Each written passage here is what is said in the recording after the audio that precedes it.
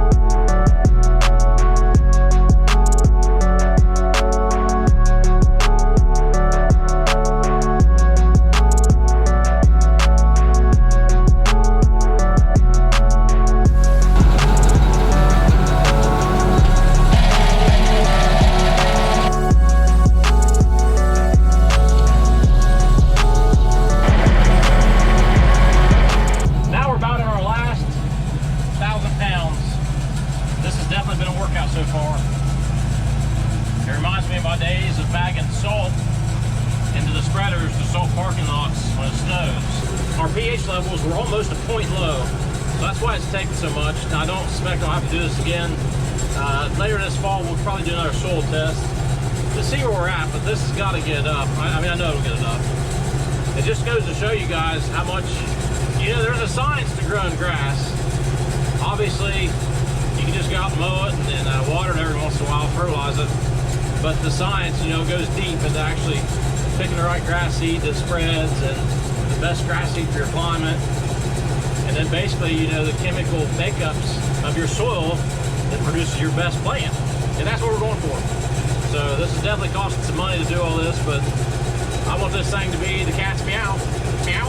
And it's about time for a cold beer, fellas. It's Friday night. Then I'm going to get right. Earlier I said get right, get tight. We're going to get a cold Busch Light. Come on. Got the lime down. Now we're going with the fertilizer. It's got a pre-emergent. This is dimension. This is 1500, so it's got some good nitrogen in it. And we went back and forth on this dimension. That fairway area, some spots are coming up good, some spots are not so good. It actually kind of needed reseeded. But we went with the idea, let's hit it hard, let's get our grass, our existing grass, let's get it strong and healthy. We'll address reseeding this fall when it's a little bit better growing conditions. So, like I said, we were back and forth on that. Was it the right call?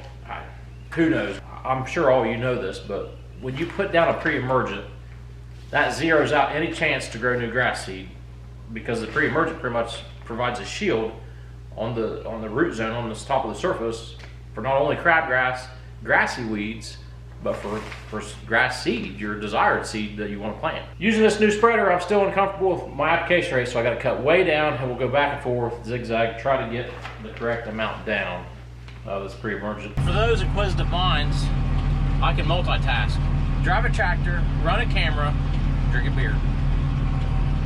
In all seriousness, with this dimension, this is my dollar product, so I'm not going to be doing too much camera action because believe it or not, the cameras do, I won't say they mess me up, but it takes a little more concentration off the subject at hand. So let's get this camera put up, get this dimension down, and we'll whack a couple golf balls.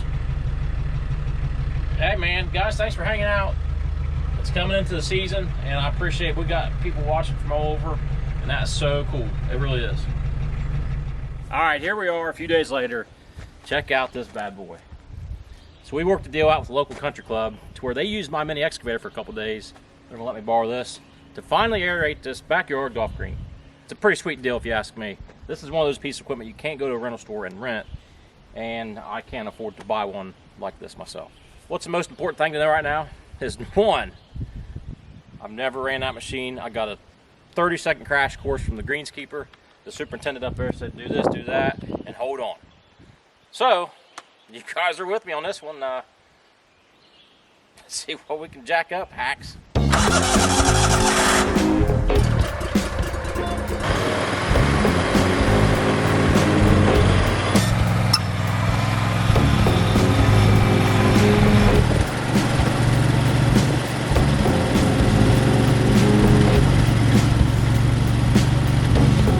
All right, one pass. That's sketchy as hell.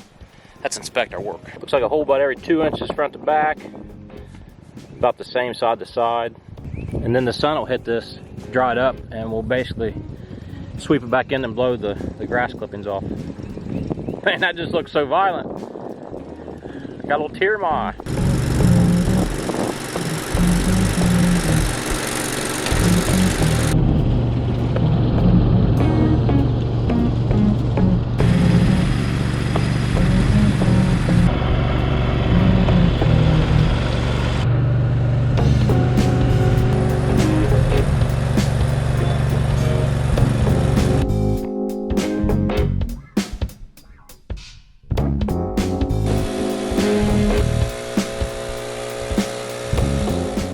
Got everything cleaned off the golf green.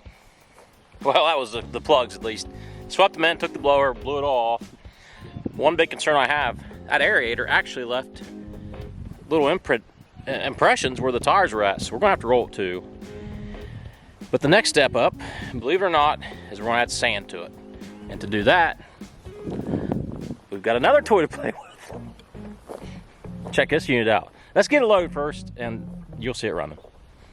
It'll save it from last year. Last year we just used the push brooms and shovels. This unit here is the cat's meow. Meow.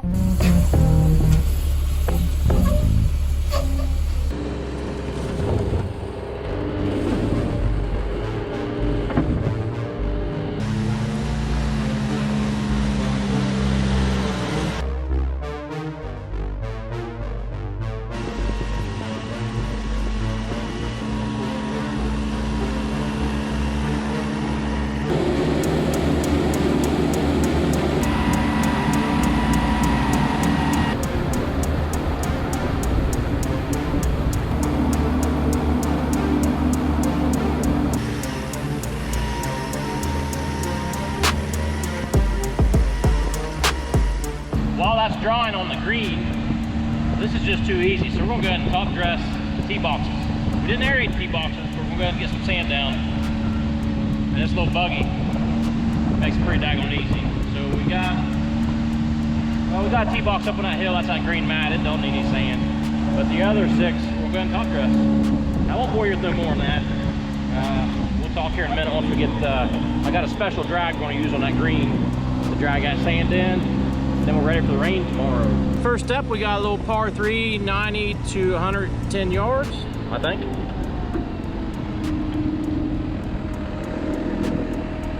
Look at that green. Woohoo! The work that goes into having a backyard golf hole, man. It's cool. Just some more, come on. Arguably the coolest tool I have is on the Big Red, baby. Look at this baby go. You might ask, why did this hack do this to his golf green? Well, it's simple. This will improve air, water, and nutrient flow to the roots, helping to improve the health of the turf and also break up the thatch, to ultimately create a better roll. It's a necessary evil, hack monkeys. Try to give it a little lube, but still really not pressing it down. The WD-40. I'm hoping my golf green. There again, this is due. From the aerator wheels. We're going to roll it a few more times and we'll try to roll a ball, just see if you can see the undulation.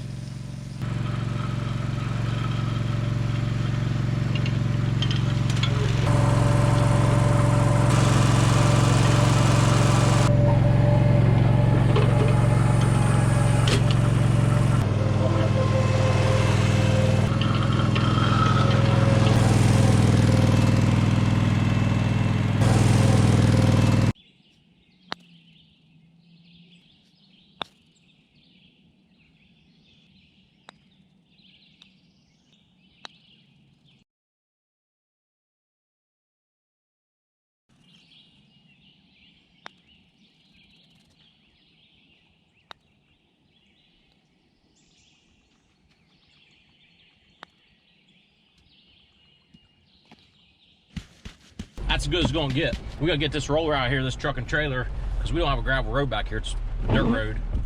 We'll get stuck. You saw me roll a couple balls. It's still not as flat as I'd like for it to be. Ah, you daggone beast. So talking with the superintendent this morning at the country club, we think it's probably just where I've always push mowed that green and it's not really had a lot of compaction to it. And just a new surface, that sand topping. I hope that's all it is, but I think if I don't like it over another couple weeks, I'll actually get the big asphalt roller and try to maybe gently lay it down with that. Not terribly upset with how it turned out. It's definitely something needed done, aeration of that green. Big storm rolling in. And even that might help too, just getting some more rain on it, and maybe it'll kind of self-level, kind of relax itself. Guys, hit that like button, share it with your friends. If you got friends that might be interested in this content, it's time for Spud Run to kick off for the 2022 season. Let's go. Thanks for watching. Thanks for playing with the Spud Run Golf.